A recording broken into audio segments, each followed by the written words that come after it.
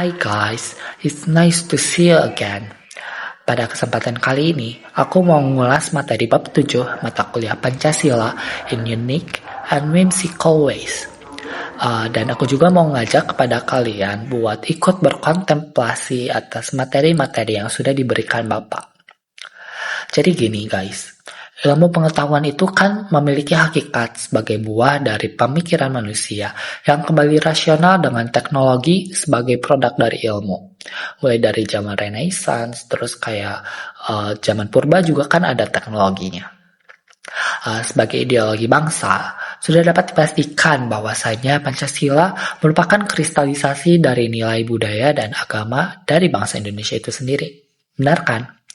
Dengan artian lain, Pancasila itu menempatkan nilai budaya dan agama sebagai mitra dialog yang merupakan sintesis yang lebih memadai dan realistis untuk diterapkan dalam pengembangan iptek di Indonesia. Namun kita bisa berpikir, kalau dalam konteks kesehatan, bagaimana ya penerapan Pancasila itu?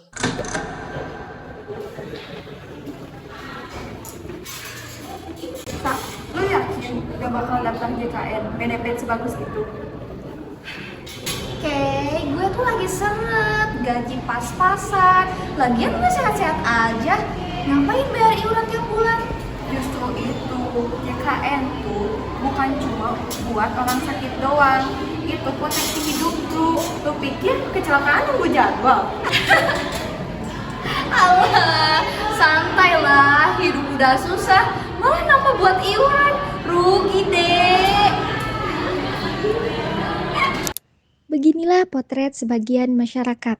Merasa sehat, merasa kuat, sampai lupa bahwa risiko itu tidak pernah mengetuk pintu.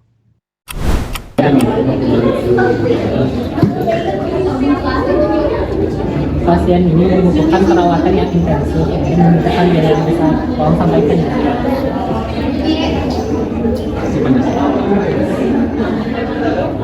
Anda udah mendaftar ke JKN ya, jadi biayanya harus mandiri dulu.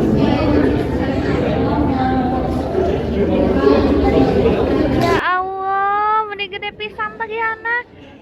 Sieun ka urang deui, mending mati baheula jaga-jaga daftar BPJS teh. Ternyata ieu teh beneran investasi masa depan. Di titik ini Sasha sadar, konsep JKN bukan sekadar kartu. Ia bagian dari gotong royong, prinsip yang berakar pada Pancasila, seperti nilai kemanusiaan, keadilan, dan kebersamaan. Konsepsi jaminan kesehatan nasional ini sejalan dengan Pancasila sebagai landasan pengembangan ilmu yang bisa diuraikan sebagai berikut. Sila pertama berlandaskan bahwa iptek dikembangkan dengan pertimbangan etis, bukan hanya soal efisiensi dan teknologi. Korelasinya, JKN ini hadir sebagai bentuk keadilan dan kemanusiaan, tidak membedakan agama ataupun latar belakang. Dalam praktiknya, semua warga negara berhak atas akses kesehatan sebagai bentuk penghormatan terhadap ciptaan Tuhan.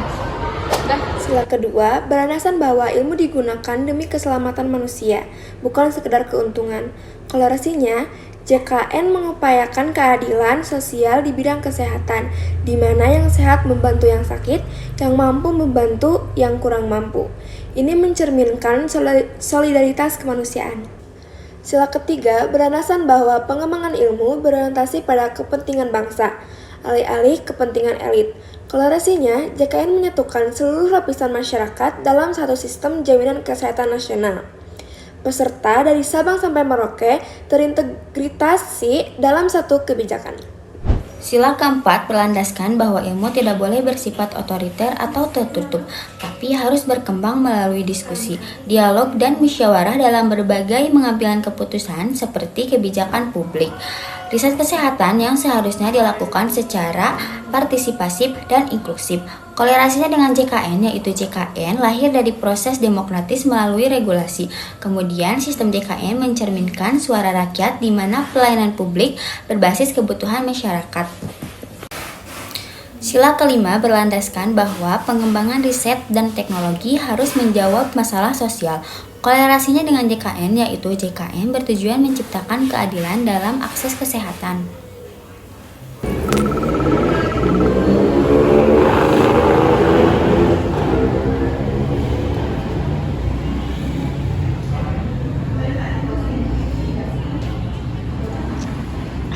kosnya mah langsung ditangani. Muntisan, sekarang mah makin ribet, antri game ini panjang. Sa, ketemu lagi kita.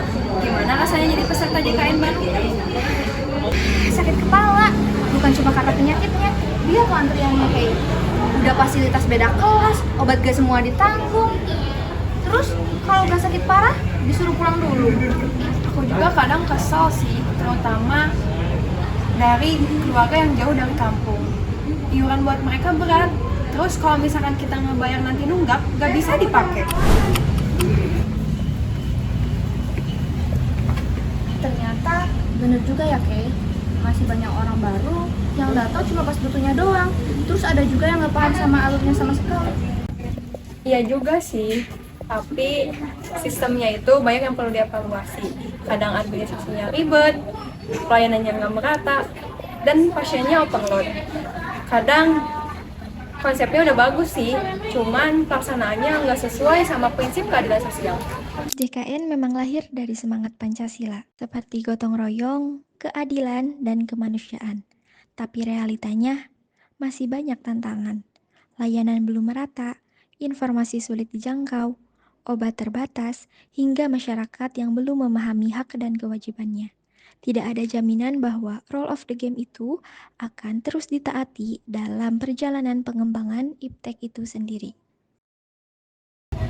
Akhirnya gue ngerti, ternyata JKN itu seperti itu. Tapi sistemnya harus diperbaiki supaya benar-benar berlandaskan Pancasila.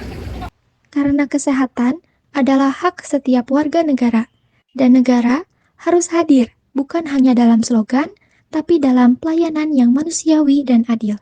JKN bukan hanya sekedar kartu, tapi ini komitmen bersama. Namun, komitmen itu akan berarti jika semua pihak, masyarakat, tenaga kesehatan, dan pemangku kebijakan berjalan beriringan. Belajar sama Bapak tuh beda banget. Kita disuruh buat nonton video YouTube dulu di rumah, terus pas kelas kita langsung diskusi. Itu bikin kita siap banget pas diskusi di kelas. Belajar sama Bapak juga bikin suasana kelas menjadi lebih hidup.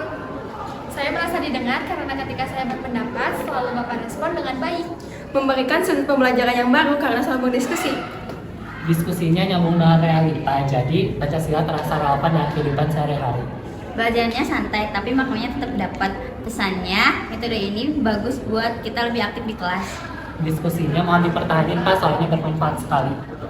Bisa membuat video yang lebih menarik lagi dan lucu. Tetap mempertahankan suasana diskusi yang nyaman. Mungkin Bapak bisa menambahkan video kasus nyata supaya lebih relate. Metode ini aku suka banget, semoga nanti juga tetap ada yang metode seperti ini, dan mohon Bapak durasinya lebih ringan ya. Terima kasih Bapak.